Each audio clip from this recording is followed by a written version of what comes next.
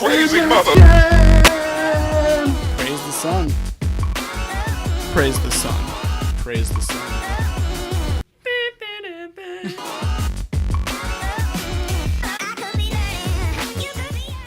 What's going on, guys? Welcome back to NLX. My name is Jake, and today I want to talk to you guys about the DLC weapons and what they might be able to tell us about how FromSofts' next game might play.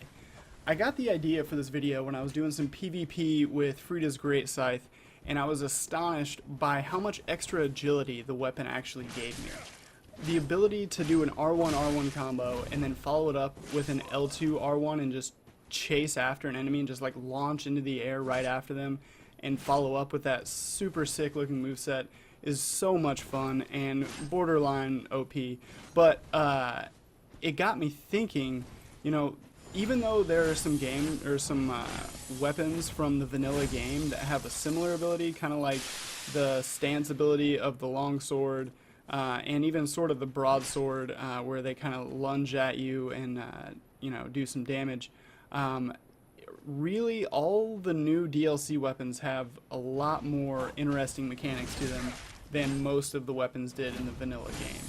The crow quills, for instance, have some really cool new mechanics with the throwing knives and a unique moveset when you combo the L1s and the R1 R2s, which we really hadn't seen too much of in the vanilla game. And also, don't forget the super nasty backstep L1 with the crow quills as well.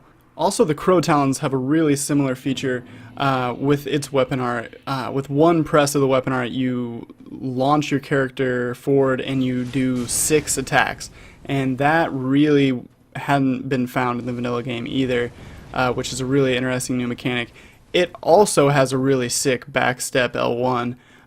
It like launches your character in the air and you do like a Wolverine style slash thing. It's super sick, and I'm really glad to see that they're doing some more stuff like that, because we really hadn't seen too much of that in the other weapons in the game. And it's not just the crow weapons either. The Valor Heart, the Earth Seeker, pretty much all the weapons from the DLC do something cool and add an extra layer to the experience and add an extra layer to the combat as a whole. So this got me thinking, all the extra functionality and depth and detail of these weapons might be able to tell us something about how FromSofts' next game might play. So as I've talked about before, I would really love to see FromSofts' next game be a sci-fi Souls-like kind of game. Maybe even a mech game. We haven't seen an Armored Core game in 4 years, and we've never seen an Armored Core game on a current gen console. And we already know that FromSoft is working on a new Armored Core game, so it seems like that series is ripe for a reboot. And what if FromSoft took everything that they've learned from Dark Souls and applied it to that Armored Core reboot? I can just imagine playing through the game and defeating enemies and harvesting resources from their fallen bodies and using those resources to create new parts for your mech that can, you know, kind of like Frida's Great Scythe, they could either add some agility, maybe some boosters to your mech where you can move around quicker, or some added projectiles or something like that.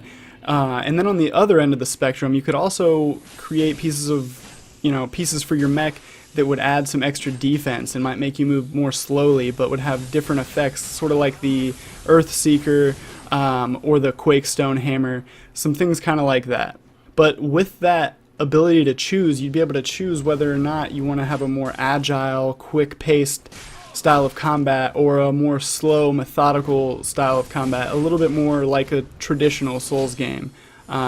Basically, it'd be like you could play the game like Bloodborne or you could play it like Dark Souls, and I think that idea is really cool, and it being in the Armored Core universe would be in line with Miyazaki wanting to do something different. Obviously, this is all pure speculation, but think about this. Miyazaki has already said that he doesn't want to make another Dark Souls game, and he's also said he would like to do something a little bit different. So I think that rules out a Bloodborne 2. But as much as he says he wants to do something different, I don't think that he can ignore the success of the Souls formula. After all, the Dark Souls series is what took Miyazaki from a regular game developer to president of From Software. And with all the success of militarized shooters and all that, like Call of Duty and Battlefield and all of those games, and then you take that aspect of it, like the futuristic militarized game, and then you apply the Dark Souls formula, I really think that they would have a recipe for success.